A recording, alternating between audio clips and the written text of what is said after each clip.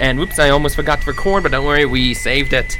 So, how are you doing, Alex? I'm pretty good. How are you, Peter? I'm doing pretty well. First of all, we have a bit of sad little piece of news from the Snapchat.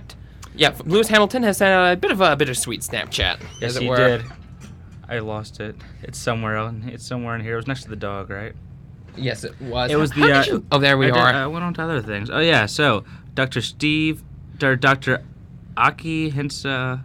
I don't know, but he's the Formula One doctor, correct? Yes, he's like the one hero we never want to hear from, but he just died recently. Yes, it does. So here is, and Lewis Hamilton had a very nice little memorial on the back of his helmet. Dr. Aki Hinsa, 1958 to 2016. Here's to you, buddy. Rest in peace, Dr. Aki. But in the meantime, we have some great news for you. Wait, people, he did it. He did it. That German son of a bitch did it! He did.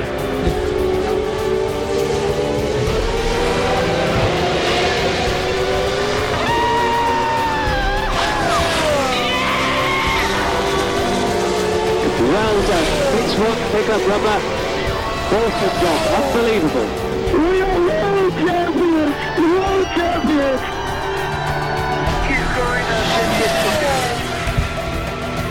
That's right, ladies and gentlemen. Last weekend was the grand finale in Abu Dhabi, and we have a world champion! I wonder how loud that was. I have no idea, but I think we may have spiked the mics there. Yes, we did. Anyways, yes, ladies and gentlemen, Nico Rosberg has done it. He is now world champion. His first world championship title, and he has deflated the great ego of Lewis Hamilton, denying him a fourth world championship and a third consecutive title. Careful, Icarus. Oh, yeah. So, I believe that before we even dive into what happened over the weekend, I think because this is the final round, we should go back all the way to the beginning. Yes. Onto the 20th of March in none other than Australia. Can you hear the thunder? You better run. You better take cover. Oh my goodness, I love that song. So anyway, it all began in Australia, 2016. Now this was also a very bizarre season because this was the first race in which they introduced a new qualifying rules. Now, they were going to preserve the 3 rounds of qualifying, like usual, but instead there was also going to be a new elimination, where the slowest driver would be eliminated every 90 seconds. Nobody knows what they were thinking. Everybody said that the qualifying format was just fine. And what ended up happening was that at the end of it, with 5 minutes left to spare, all the drivers just gave up. So it was a stupid move. Nobody liked it, but they were not yet to surrender it. So what happened there was Lewis Hamilton came out on pole. Nico Rosberg came out into second position. So looks like it was going to be another fight between those two. But Ferrari, it looked as if Ferrari would be making even more progress because last year was supposed to be a bit of a renaissance for them. Under the leadership of Maurizio Arrivabene, they managed to achieve 3 race wins, as was their objective. So you had Sebastian Vettel in the Ferrari in third position, and in fourth position you had Kimi Räikkönen. And, something I just realized, Max Verstappen, this was when he was still driving for Toro Rosso, was in 5th position. So before he got promoted to the new team, which comes later, he was doing pretty well. Interesting. And then, of course, the flag dropped, and the most remarkable moment from that event was on I forget what lap it was, but it involved Fernando Alonso, and I believe it was, Max Verstappen, I think it was. No, I tell a lie, it was Esteban Gutierrez of Haas, because I forgot to mention, this was the year Haas made their debut. Oh, sweet. This was America's debut. And in what fact, year was this? This is this year. Oh. This was back in the 20th of March when the season began. So this is Haas's first year? Yeah, this was Haas's first year. Oh, wow. That is why it's so amazing and why we have a small flag. Doing so well, yeah. And yes, exactly. So what happened was, at this race, the great highlight of the day was between Fernando Alonso at 193 miles per hour and Esteban Gutierrez for Haas, who was going at 104 and maybe 92. So what happened here, collision. Jeez. Fernando Alonso went off, he slid, his car caught a gravel trap, and the whole thing lifted off and spun through the air so Multiple violently. times. And the whole car was just getting ripped apart. Absolutely. You see this guy's little head sticking out of there. You're like, what the heck? And on the onboard, I cannot imagine how terrifying that must have been. I mean, he slammed hard into the 50-meter marker, and then the whole thing just spun end over end over end, but he came out just fine. I mean, they had to lift the car up to make way for him to get out, but he was able to actually get out, and he walked away just fine. So like I said, but then of course Max Mosley got on the air, and he basically said, people, if this crash had happened 20 years ago, he would be dead. Oh, absolutely. Yeah, because improved safety has just gone up so amazingly well. And then, of course, Nico Rosberg won that race, and Lewis Hamilton second. So already, the ego had just been pierced ever so slightly. And so that meant Rosberg was leading 25-18. And then the next round came in Bahrain in the Middle East, a small island between the Persian Gulf, like this little hot zone of horribleness. It's like a small little oasis between two hostile nations. Basically, you've got Saudi Arabia, you've got Yemen, you've got a lot of countries on the Arabian Peninsula, then you have the Gulf, and then Iran. So that's kind of odd, I will say. So who took position? So now, of course, the qualifying was still in place. That mindless elimination thing was still in place. Yeah. So and so that basically meant that at the end of with maybe 5 or 4 minutes to go, the other drivers just gave up. And then of course the race began. The race saw 2 drivers out before the start lights were even out. First, Sebastian Vettel stopped on track on a warm-up lap to an engine failure, so that was a bit sad for Ferrari. Yes, it is. And then Jolyon Palmer pulled into the pit lane instead of lining up on the grid, suffering from a hydraulic failure. It was the first time in Vettel's career that he was unable to start, and I should not be reading directly off of Wikipedia here. That's okay. It's Wikipedia. Indeed. They just copied it from somewhere else. Yeah, that is correct. So what else happened here? Raikkonen came up to the front, doing so in lap 12 with Rosberg and Hamilton following suite. Hamilton emerged 6 behind Kvyat, and Massa moving ahead to both, blah, blah, blah, blah. Yeah, I think I remember there was not actually much that happened here. It was fairly, Oh, well, actually, no, this was when Stoffel Van Dorn... Oh, no, I remember this. Stoffel Van Dorn was driving here. Wait, was he driving in... I just deleted the window, so I won't know. Stoffel Van Dorn was a reserve driver for a McLaren. Oh, he was driving for Fernando Alonso because the doctor had not given him the go-ahead yet to race again. I gotcha. And he actually scored in 10th. And that was and he earned the first point for the team of that year. So that's kind of embarrassing. and Lewis Hamilton... No, Nico Rosberg won that round again. And then followed by Kimi Räikkönen in second and Lewis Hamilton in third. Oh my. So therefore the point lead was 20. So it was 25 points for Rosberg, 18 points for Räikkönen, and 15 points for Lewis. I mean, gotta say, like, that is kind of a, that is already putting a hole in the ego. But here's the great thing. The driver standing at the point was Rosberg with 50, Lewis Hamilton with 33, Ricciardo with 24, Kimi Räikkönen with 18, and in 5th position is Romain Grosjean for Haas. That was a great performance. Really not bad. Exactly. For a debut team, that was absolutely a magnificent performance. And then came the Chinese Grand Prix in China, or as our president-elect likes to say, China. And you can't say it unless you put your arms out. Because that's what he does. Like China. All right, so first of all, this was the first round. This was the first round of the season where they decided to strike the new set of qualifying rules. Thank God. There was much rejoicing on Jalopnik, and the fact the headline read, FIA decides to nuke new qualifying format from orbit. They're clever over there. Indeed. Oh, yeah, I love Jalopnik and the whole of former Gawker Media. Damn you, Peter Thiel. So what happened was Daniel Ricciardo beat pole sitter Rosberg into the first corner for the lead. So Rosberg was in first position qualifying, and then Daniel Ricciardo was in second. Oh, wait a minute. Wait, where was Lewis Hamilton? Because the qualifying format was Rosberg, Ricciardo, Raikkonen, Vettel, Bottas, Kvyat, Perez, Sainz, Verstappen, Hulkenberg, Massa, Alonso, Button, Grosjean, Ericsson. He did not set a time. What happened?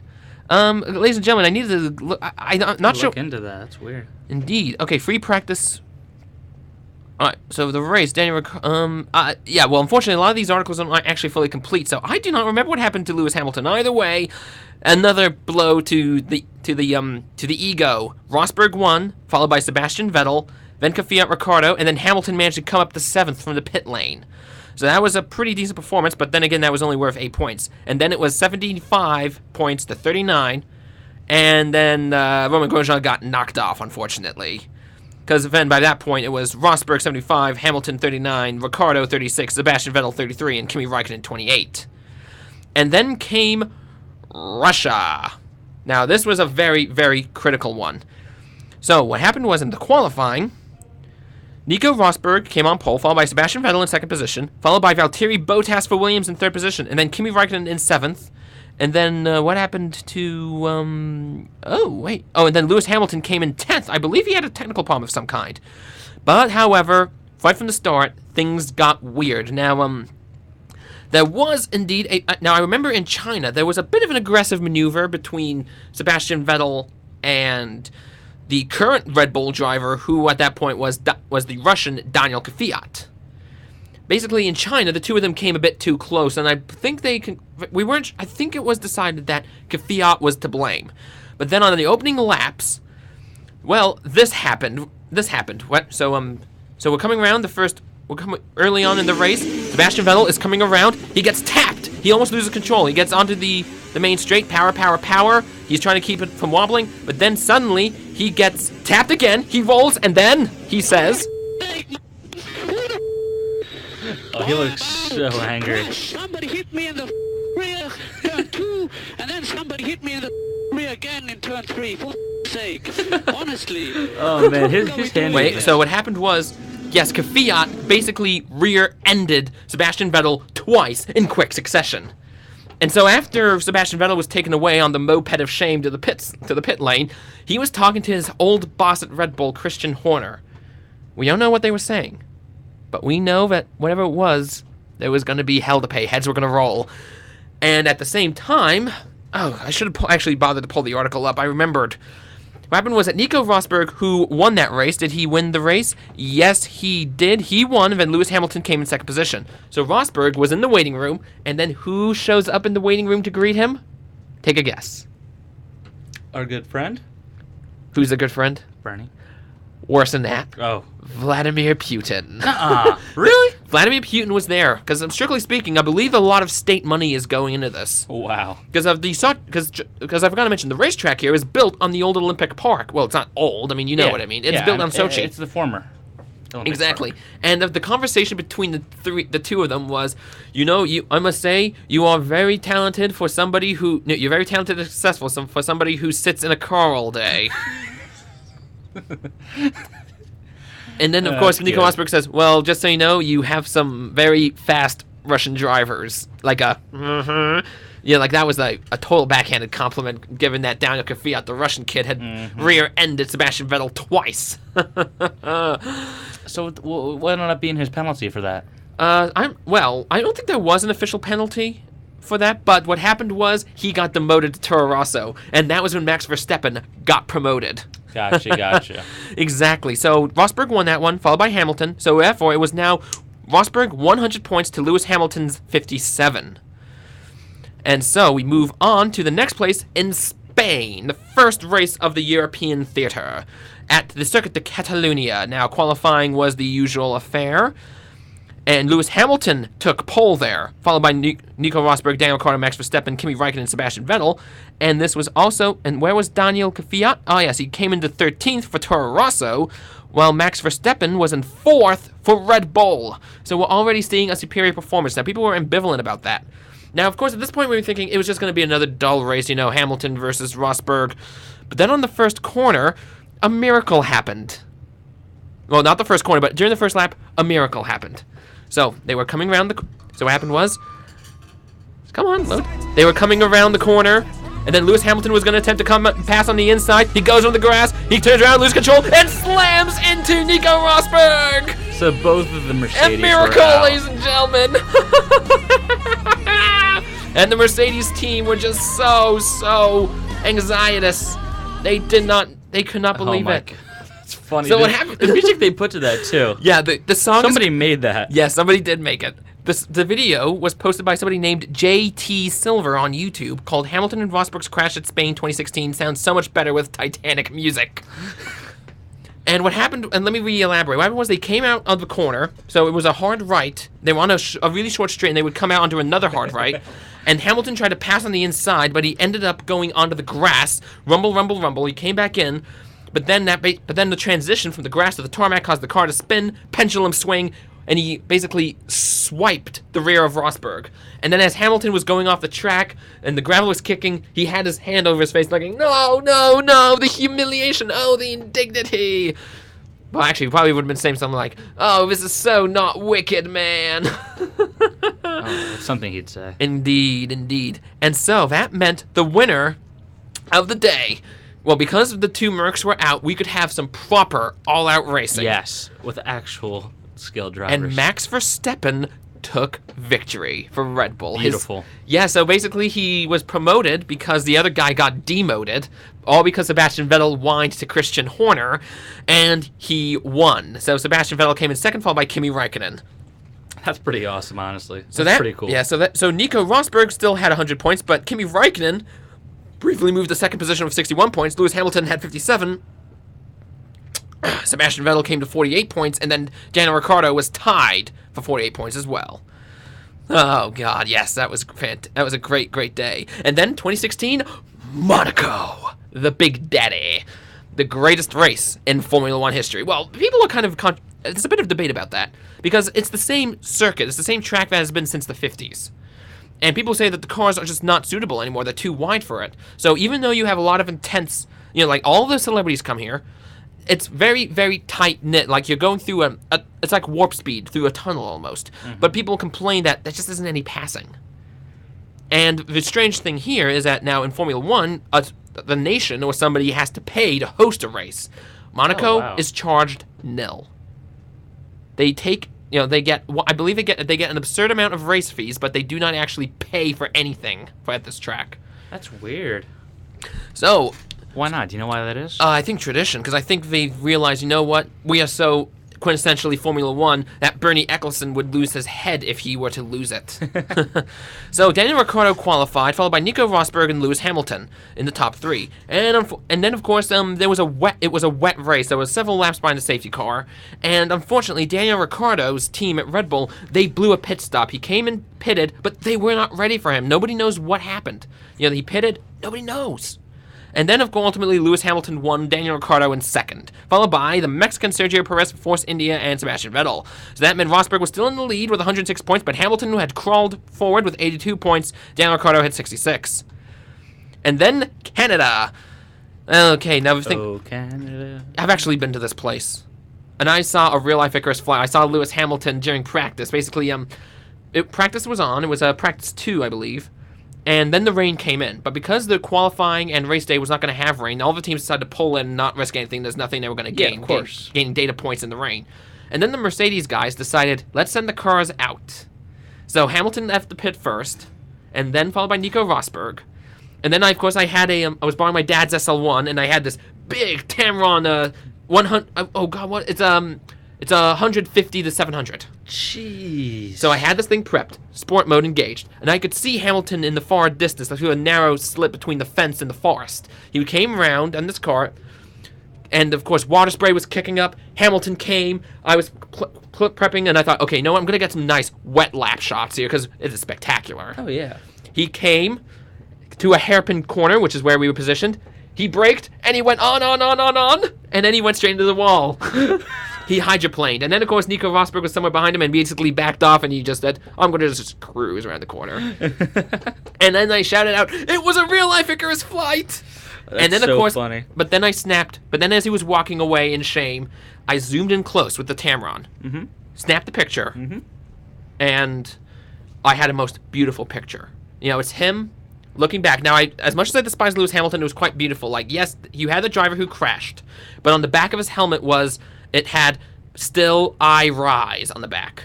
And of course, with the sport mode on, I had water droplets in perfect clarity. Turned it black and white, got second place at the Allentown Fair photo competition. That's awesome. And so even though I despise Lewis Hamilton, it was still a beautiful story because he won that day. But that was last year. We're talking this year. Hamilton qualified and then he won. But then Sebastian Vettel came in second position. What happened to Nico Rosberg? He came down in fifth. I'm trying to remember what happened there. Well, Wikipedia's not telling me anything. You'll have to show me that picture sometime. Oh, I will. And then, so I'm not sure what happened to Nico Rosberg. I should probably do more research for the show, but things are busy at the moment. But so Sebastian Vettel came in, and apparently he could have passed Lewis Hamilton, but he says a seagull got in the way. Yeah, like apparently he had to brake hard for a seagull that was in the middle of a track. That's funny. So Nico Rosberg had 116 points. Lewis Hamilton was 107. So the gap was closing in. And then this is a weekend fraught with controversy. The 2016 European Grand Prix.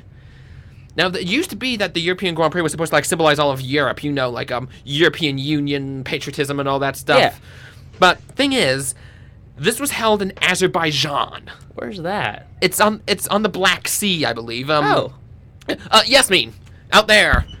Hello, out there, you. Who? Hey, how's your geography? Okay. Where's that? All right, tell me, where is Azerbaijan in relation to the Black Sea? Is it the Black Sea that Azerbaijan's by?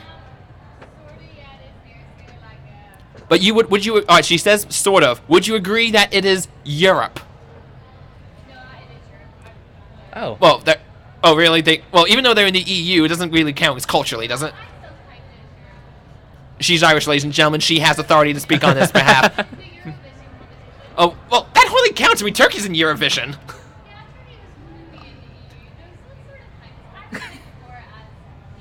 Oh, well, okay, she's going on semantics now, I think. But either way, thank you, Yasmin. Thank you. Thank you. She's Thank from you, Ireland. thank She you. has the authority to speak on this matter. So, first of all, you had human rights. First of all, yes, you had Azerbaijan, which has tenuously associated with Europe. And then you also had, directly from Wikipedia, following the initial announcement of its arrival, the race was subject to criticism in light of Azerbaijan's human rights record, as the race was established with the financial support of the Azerbaijani government. Criticisms were made in the build-up to 2014, which blah, blah, blah, blah. But the worst part of it all was that it was on the same weekend as the 24 Hours of Le Mans. Now, people thought that the FIA was trying to explicitly compete with the ACO for the Le Mans. And it was especially bad to Nico Hülkenberg of Force India because he won Le Mans last year. And people thought this was a revenge against him. So what happened was that it was really ultimately was an unsatisfying race. We thought there would be thrills and spills, but there were not. Nico Rosberg qualified, Sergio Perez came in second, and then Daniel Ricciardo came in third for the start. But then on the race day, Nico Rosberg won, followed by Sebastian Vettel and Sergio Perez. In fact, during the post-race press conference, the first thing happened was Sebastian Vettel said, "Before I answer any questions, tell me, what's the situation with Le Mans?" And then he said, and then a journalist said something along the lines of, the Toyota broke down right before it can do its final lap. He says, "What, seriously? Oh." And Jeez. they said they did everything Toyota breaking down. You don't hear that too often. And this was Le Mans, like they were going to win. Yeah. But it broke down at like the last possible minute. Wow. And now Impressive. they said that the scheduling was so it wouldn't conflict. But thing is, I was watching Le Mans on my phone, and just as the race was beginning. So literally, Le Mans ended 23 hours 59 minutes, and then 24 hours, and then the race began within minutes. It was a catastrophe. Jeez. So there is good news on that part for later. We then come to Austria. Now, these next three races I missed because I wasn't visiting my aunt in Britain for a long, long trip, and for several weeks. So and of course, what happened was that my uncle had died, and so she terminated her Sky package, which meant I could not watch races. Because in Britain you have to subscribe to Sky now if you want Formula One. So what happened here was I cannot really. Oh no, it was in Hungary where the huge contact was. So all I need to know here is that Lewis Hamilton won that one, followed by Max Verstappen and Kimi Raikkonen. So the gap was brought down to Nico Rosberg 153 points, Lewis Hamilton 142. And then came the British Grand Prix, another one I missed because I was over there. I mean, it's so cruel and so cruel irony. I was in Britain for the British Grand Prix, but I couldn't watch it. And what happened was Lewis Hamilton won that one. So that guy who was sitting behind me 2 years ago at the British Grand Prix going, "Come on, Lewis, come on," for every single time he went by would have been jubilant. You know who you are if you are listening. I seriously doubt it. So Lewis Hamilton won, followed by Max Verstappen and Nico Rosberg. Nico Rosberg was still leading by 168 points. Lewis Hamilton followed with 167. And then came Hungary, where I believe that the two of them collided, but Wikipedia is not telling me. So the two of them had another near brushing, and it was clear that outright hostility at Mercedes was brewing. So Hamilton won, followed by Nico Rosberg, and then that was 192 to 186 in favor of Hamilton. So Hamilton had regained the lead. Then the German Grand Prix, another one I missed, because at this point I was actually bouncing around the British. I was bouncing between Cambridge and York on the train network the entire weekend, so I missed I missed this one again. Hamilton won again, followed by Daniel Ricciardo and Max Verstappen and Nico Rosberg. So Lewis Hamilton was now leading 217 to 198. And then the Italian Grand Prix. Lewis Hamilton came out on pole, followed by Nico Rosberg.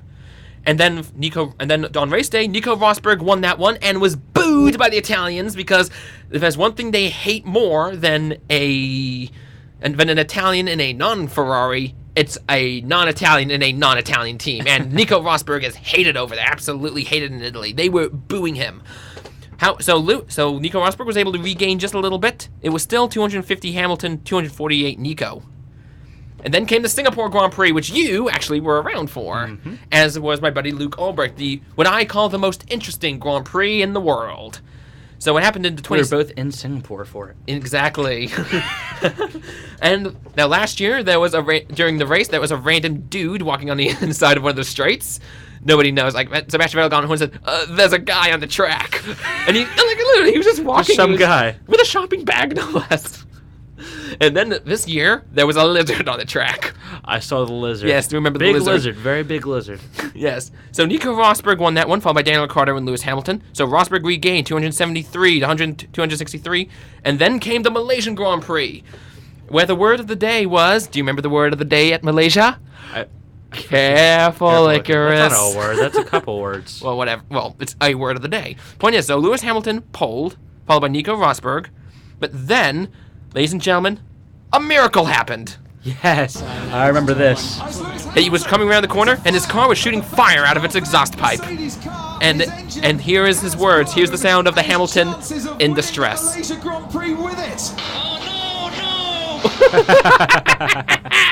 So he was leading. And it turned out to be a boring race, so boring that my mother went up to do some pinning on her knitting, and then I had to scream out, Lewis Hamilton is on fire! And not in a good way. Exactly. And so what happened was Daniel Ricciardo won, followed by Max Verstappen and Nico Rosberg. So Rosberg gained the lead, 288 points to 265. We're almost there to the home stretch. Then in 2016, Japan. And, oh, God, they're not telling me anything here. So I believe that was actually fairly uneventful. Nico Rosberg won, followed by Max Verstappen, and my God, that kid is killing it, isn't he? Max Verstappen for Red Bull is killing it, followed by Lewis Hamilton. Rosberg gained 313 to 280.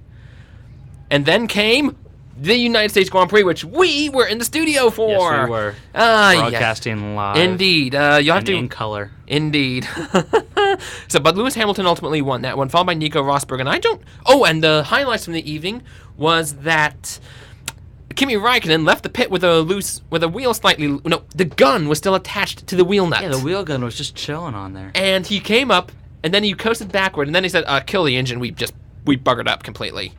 And then Nico Rosberg lost his lead just a little bit, 331 to 305. And then came the Mexican Grand Prix. Overall, kind of dull, but the huge near catastrophe came at the very, very end. First of all, Lewis Hamilton cut the opening lap, and he was never penalized. And then he cut that first. Which corner was that? The first? Yeah, the first corner. It was blatant. Right through. But then, of course, Lewis Hamilton won, followed by Nico Rosberg, and it looked as if that Max Verstappen had won, but because he had did an illegal move, that meant Lewis... Was it the same one that... Wait, just hold on. Then, of course, so that meant Sebastian Vettel ran for the podium, and he was on this podium celebration. But then after the celebrations, it turned out that Sebastian Vettel had committed the same faux pas, and he got demoted, so the final winner of the day was Daniel Ricciardo. Yes. That's funny. That's pretty funny. Was there anything we missed on that day? No, I don't think so. I think we hit all the fun spots. So Nico Rosberg was still leading, 349 points. Lewis Hamilton, 330. And then the Brazilian Grand Prix. Then Lewis Hamilton came out on pole, followed by Nico Rosberg, and that was a hard one because it was rainy. Yes. And it was very emotional because that was when the Brazilian driver Felipe Massa. Yeah, Felipe Massa had his last race. He crashed out, and it was a heartfelt moment. He got hugs and kisses in the pit lane. So sad. His final home race, and it ended like that. But after that rainy day, it was Lewis Hamilton won, followed by Nico Rosberg, and then Max Verstappen. I mean, everybody agrees that Max Verstappen had the drive of the day. Like, it was magnificent what he was able to do. He crawled up multiple times, and we believe that if he had not pitted that final time, if he had not pitted and stayed on his tires, he could have won that. Could have, but I mean, he really made up a lot of lost ground. Indeed. And then that was Nico Rosberg was leading by 367 points, followed by Lewis Hamilton with 355. So it was all down to the wire in Abu Dhabi. I forgot to prepare my Pillarman theme from JoJo's Bizarre Adventure. It's okay. I mean, I will say this. That's a bizarre. It is truly bizarre. Like that song. Like, you remember, like, it's like I remember it. It sounded like Middle Eastern dubstep. It was pretty cool, I think. But here's the thing. During that thing, it actually takes place in Mexico. During the 30s, I think. I'm not too up with JoJo's Bizarre Adventure. And you have an Aztec god of fitness pills and lifting come to life, and this Middle Eastern dubstep is playing as an Aztec god is slaughtering loads and loads of Nazis. And then once they're all dead, he wakes up his 3 masters, and then they all break out of the stone wall. They all gain flesh, and they're all huge muscle men, and they are dressed like almost like porn stars, dare I say. and so what do they do after sleeping for thousands of years and being awoken? The first thing you do is they pose. So Lewis Hamilton came out for pole position, and then Nico Rosberg was in second position, and then Daniel Ricciardo set up for third, followed by Raikkonen, Vettel, Verstappen, Hülkenberg, Sergio Perez, Fernando Alonso. And then it brings us to the race recap. Let us take a look at what happened at this momentous event. I was on edge the entire time because the rules were, because what happened was that all that had to happen, if Lewis Hamilton won, all Nico Rosberg had to do was come into third at least, and he would be world champion. So it began. The lights went out in Abu Dhabi, and they were off, but then Hamilton instantly gained the lead, and Nico Rosberg slipped in behind, but then there was a bit of fighting amongst the Red Bulls and the Toro Rossos, but then the Red Bull tapped into one of the Force Indias, spun out, and he fell all the way to the rear. And I believe that was Daniel Ricciardo, I believe. And then, of course, that was the first lap, so it was Hamilton, Rosberg, Raikkonen, Ricciardo, Vettel, Hülkenberg. Oh no, Ricciardo was still in third position. It was Max Verstappen who came after the rear. And okay, there's an injustice that will come later, and I will tell you all about it. And there was a vicious, vicious fight between the Haas's. And so as they were coming along, things were evening out already. So what happened was that Max Verstappen was fighting it out with the Force India of Sergio Perez, I believe. And then on the first corner, Verstappen was on the inside, he tapped, and that caused him to just spin out completely. And he sank all the way to the rear. Well, I didn't get much space, sir. Do you have any damage on the front wing? We're checking everything at the moment. And then, of course, the Force Indias were duking it out heavily for contention. Well, it's hardly much the same. I mean, the Force Indias are always like in the middle tier at least, and they're usually fighting each other, I guess. But like I said, well, they were obviously very excited about this fight. It was Hamilton. So we were not even one lap in, and things were already hefty, as it were. And then, of course, by lap 8, Hamilton came in, pitted, got onto the soft tires, and he was out. But of course, everyone was in there. Raikkonen was in the pits as well. He went in for the for the softs as well. And then came in Rosberg, and there was a delay. Because I believe, that was an unsafe release. They wanted to avoid an unsafe release, so they kept Rosberg in the pits for a few seconds longer than they should have, and they waited for Sebastian Vettel to come into the pit spot ahead. and then of course he was able to come out ahead of Kimi Räikkönen, and it was a case of trying to time your pit stops carefully. Because after all, there's so much on the line. Oh, and this was a sad, sad day for Jenson Button. He hit a curb a bit too hard and it completely dislodged the wheel. It's a bit rough with the steering. Yeah, we got a failure, guys. I'm told just before. What an ignominious way for the great Jenson Button to lose out. You know, basically he slammed into a hard curb on the inside, and that just caused the wheel to get dislodged. That's crazy. He didn't even seem to hit it that hard. Indeed. Well, it just goes to show how sensitive these cars are. Absolutely. So lap 19, the sun had disappeared. And it was a vicious fight between Daniel Ricciardo and Kimi Räikkönen. And then, of course, Sebastian Vettel was right on his tail.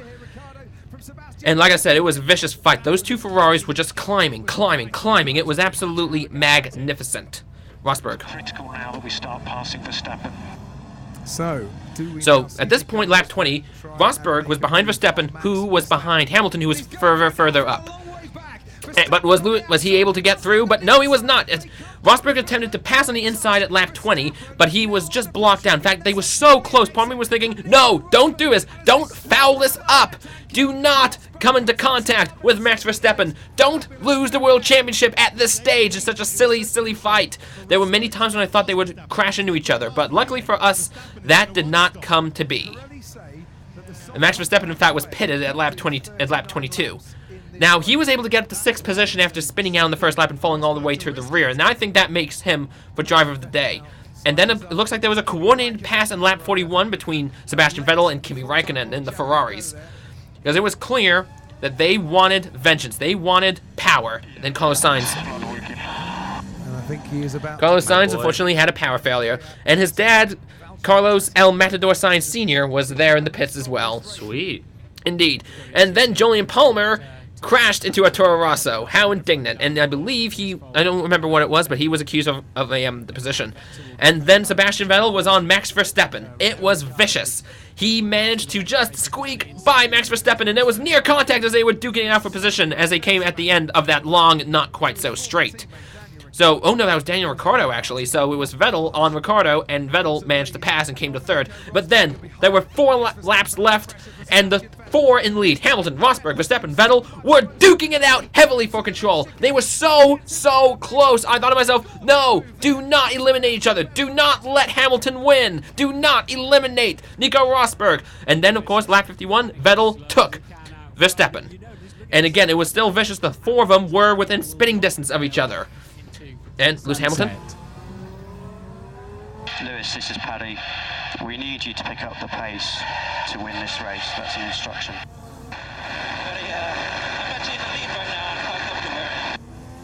I'm not sure what he was saying there, but there was now allegations that perhaps Lewis Hamilton was intentionally driving slow to stall Nico Rosberg to force him into battle with a Ferrari and to harm his chances of maintaining the World Championship title. But then Sebastian Vettel attempted to pass on the outside, but that did not work.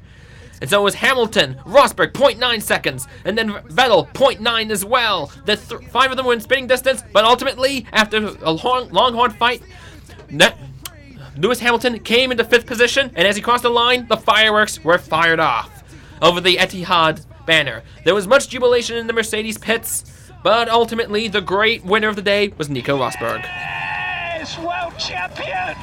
Brilliant! Monkey, amazing job! I'm so proud of you! You did amazing! Woohoo! His wife, ladies and gentlemen. We did it! We did it! So there we go. That was so exciting. And then, of course, Nico Rosberg did a victory donut on the main straights. It was a great day for Formula One. A vicious fight to the bitter end, and a man who is not Lewis Hamilton won, and they actually looked like they were half happy, and his wife was jubilant as well in the pits. And the champagne flew, and ultimately, Nico Rosberg won 385 points to 380. 5 mere point difference. Fantastic. A world champion was crowned. And of course, Mercedes absolutely blew it out of the water in the constructors. 765 points to Red Bull's 468. Wow. Now, next year, there's going to be some design changes. I believe the cars are going to be wider, but the tires are definitely going to be wider, and there's going to be thinner as well. So who knows what that's going to do. I think they're trying to push the cars to 1980s style handling. You know, with a big, powerful engine, but a wide wheelbase. I like that. Indeed. I'm excited for that. Indeed. Now, here's some other news in Formula One. First of all, wait, hang on, what video is this? This is something else. Okay, never mind. That's for the end. Yes. So here's what happens. Now, the FIA has just confirmed the calendar for next year. Australia, China, Bahrain, Russia, Spain, Monaco, Canada, Azerbaijan, which will not be conflicting with Le Mans next year. Yes. And then you'll have Austria, Britain, Hungary, Belgium, Italy, Singapore. Oh, and as you can tell, Germany has been dropped from the list. It was dropped from the list 2 years ago, and it came on suddenly last year, but it's weird. Like, Nico Rosberg will not have a home Grand Prix, nor will Sebastian Vettel, nor will all of Mercedes have a home Grand Prix. So weird. Yeah, nobody knows what's going on there. It's been toggled between Hockenheim and the Grand Prix circuit at the Nürburgring. But it'd be friggin' amazing if it could actually race on the actual Nordschleife. I mean, that would be amazing. Yes, it would be fantastic. And then, of course, and then where was I? Oh, yeah. Hungary, Belgium, Italy, Singapore, Malaysia, Japan, USA, Mexico, Brazil, and the finale in Abu Dhabi. So I believe that is it for Formula One. There is still a bit of contention as to whether or not Hamilton intentionally stalled to ruin his rival and teammate. But either way, next year is a new year. Yes, it is.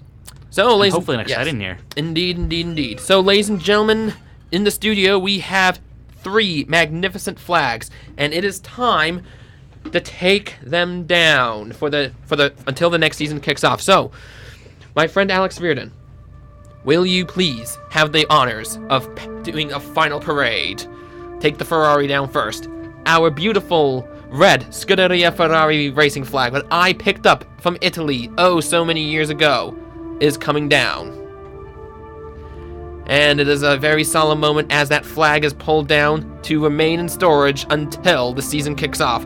And maybe we'll have a picture of our St. Francis of the Sales statue holding it. That'd be awesome if we could.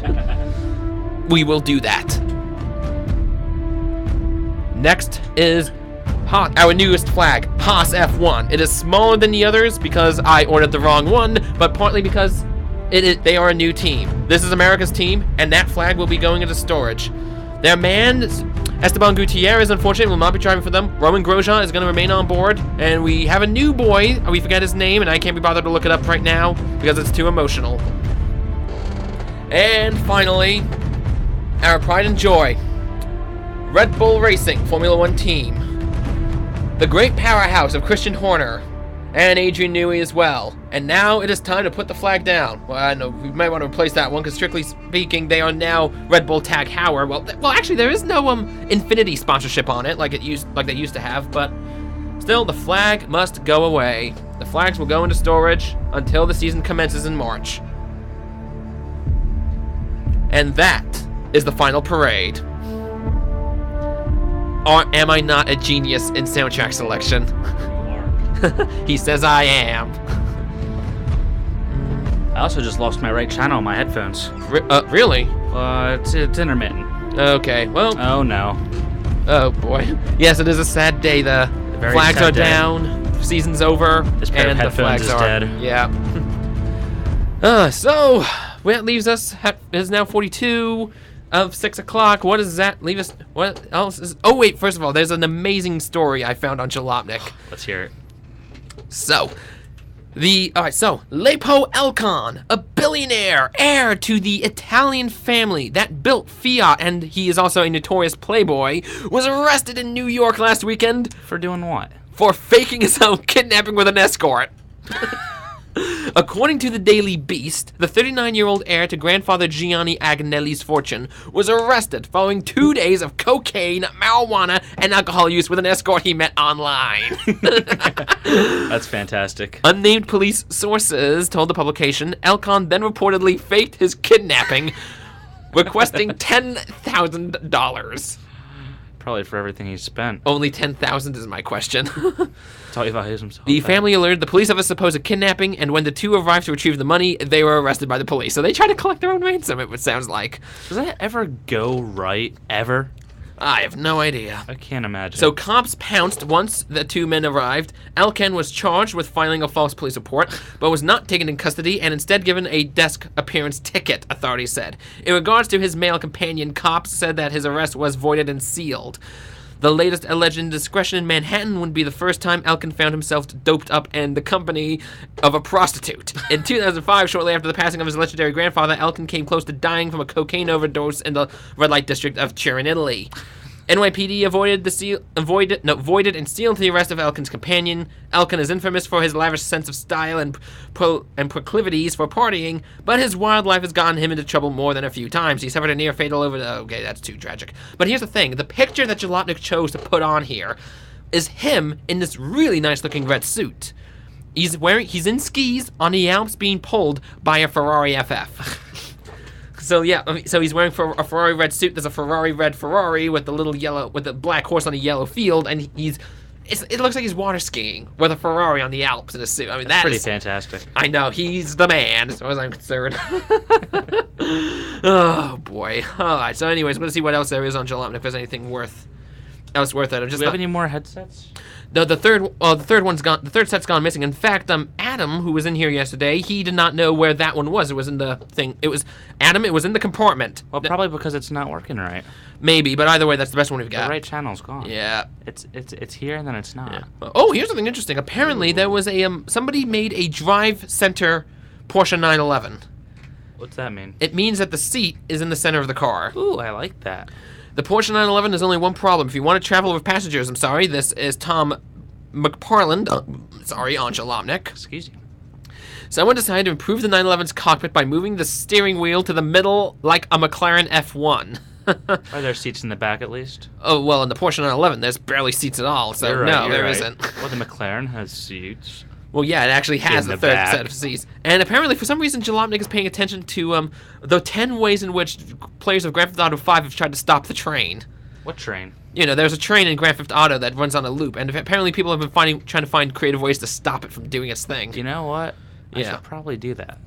And there's the story about how Formula One has not been booked over Le Mans next year. Thank God. Oh, here's something interesting. A hippo attacked truck. Driver has only one wow. reaction, and it makes sense. We're not going to play it. That's a small hit. Oh, here's something great. The Hammacher Schlemmer catalog is selling an honest-to-God personal submarine That's for pretty a mere cool. $1.5 million. That's very cool. Oh, let's see. Do they have any more pictures of this thing? This thing looks like it's flat. It looks like a flat. It's a flatfish. underwater. Yeah. So it's a flatfish, and it's got so it has a turbines, the front and the rear, and it looks like it's got these two little domes to make the cockpit. So, I mean, I think that's pretty cool. So, the omnidirectional turbines. Those turbines turn all the ways. And then there's a picture of a lotus underwater. Yeah, an underwater lotus, just like in James Bond. So, yeah. So, if you had a 1.5 million to blow on a stupid thing, would it be the Hammacher Schlemmer personal submarine? No. Really? Yeah. If I had 1.5 million just to spend, I'd buy a lot of little things, a lot of little cool things. I'd pimp out some cool little cars. Imagine what you could do to a Jeep with that much money. Oh, true. You could prep it for Dakar and have a crew. Exactly. And, yeah. Why doesn't Jeep have a Dakar team? They're American. They just do what they do. Well, no. We will talk more about the outrage of America and Dakar for the Dakar special, Yes. which we think which we'll do next week, and then we won't do a show on exams week. Oh, and apparently this is your final chance, people, to own a new Dodge Viper, because apparently Really? Are they taking that out of production again? they are taking it out of production. Yes, I can't imagine they sold very well. They're very expensive. Yeah, but for a car like that, 90,000 is still a bargain. Like, you could compete in a Ferrari That's against that. really cool, 90,000, too. yeah, indeed. Oh, here's something else. Cadillac is returning to prototype racing. They're going to be racing in the IMSA WeatherTech Sports Car Championship, which is a fantastic race series. It's better than NASCAR, and it is a series here in America. It is America's sports car series. Very sweet. And the Corvettes that race there, and I believe the Ford GTs racing that series, they go to Le Mans. Sweet. But do the American press give a damn? No, they don't. Not one bit. Bastards. And, yeah, so, now here's something interesting. Is Now, that an off-road Mini? here's the thing. Now, there's a section at Jalopnik Run, and this is something that Luke and I used to do. When we were out of material, we would just play Nice Price or Crack Pipe, where I basically... love that game. Yeah, so, for $60,000, a 2008 Mini Cooper S 4x4 lifted. That's pretty cool. And apparently this thing... Oh, yeah. How much does it cost? $6,000. 6,000? Now, but there is... nice price. But here's the thing. The car comes on a salvage title. That's fine. It means you don't You do have to fun get a stuff to the That means you car. have to get a reconstructed title for it. Yeah, exactly. What is known, and it has a Suzuki 1.6 liter engine under the hood. God. These cars come with BMW straight fours. Yes, but the Suzuki engine is probably from the Samurai, which is very off-road proven. Indeed, indeed, indeed. So, like I said, 6,000. If you can maybe talk it down by 500. It's a beautiful, beautiful car with a very, very low power engine in it that is very capable off-road. My guess is that they dropped the Mini on a Samurai frame. To be perfectly honest, I think the wheelbase should actually be widened. I think it would, but I think it would also take away from the look of it a little bit. No, I no, think I it would think- look a little awkward. No. I've seen a picture of a Mini converted for off-road. Really? It is lifted. It is widened, and they have the extended fenders on it. And I Huh. think I'd like it. It gives it a Oh, real... extended fenders, yeah. Yeah, they extended the fenders as well, so it gives it a real belligerent bulldog look. I like without, the looks without of. the extended fenders, it would look pretty awkward. But I Indeed. think right now it looks good for what it is. True. And for 6,000, Yeah. I mean, it is a Indeed. custom job. Indeed. Oh, here's something great. Now, we know how we feel about Elon Musk on this Oh, I program. know how you feel about Elon Musk. Apparently, the Tesla plant contract workers haven't been paid in months due to it's unfortunate because it's due to New York State corruption charges. 2 aides close to Andrew Cuomo and 6 others involved in the state's plan to bring Tesla solar power manufacturing to Buffalo, New York, has been charged with corruption, halting payment to the factory's construction contractors for months. So, blimey. And here's some good news. Uber drivers are joining on a nationwide protest for fair minimum wage. I hate Ubers, everything they stand for. I think they're so pricey. Well, and the workers don't earn crap because they're not actually full time. It's the sharers economy, and I don't like the sharers economy at all. And and here's the good news. The new episode of Top Gear is actually Grand Tour. Apparently everybody's claiming that it's an apology. I mean, I will admit the second episode was not that good. Too much staged comedy in there, especially on the Jordanian Special Forces course. But apparently the next episode is going to be fantastic because they're focusing on cars again. Very good. Indeed. Well, okay, ladies and gentlemen, it is now 6:50. I think that's enough. I only saw the first episode. Damn it! When Yasmin was around, I should have brought her in to ask if she would be at all interested in the Ferrari brand leggings. What are they? Stretch pants. I don't think so.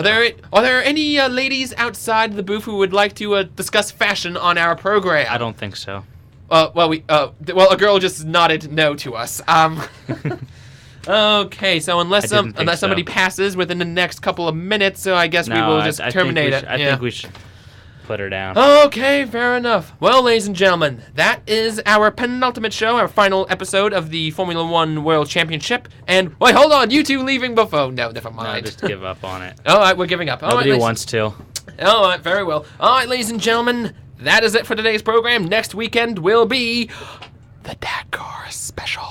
And this does mark the end of the Formula One season. This marks the end of Formula One season. So from here on, the show merely be called Tea Time with Alex and Peter. Yes. All right. So everybody who's here, we here, shall now leave you to the mercy of the auto DJ. Do well on your exams. Study hard and don't cry too much. Indeed. Your pillows will appreciate it. Have a Absolutely. good week, guys. Indeed. All right. Night. Bye bye. Once upon a younger year, when all our shadows disappeared, the animals inside.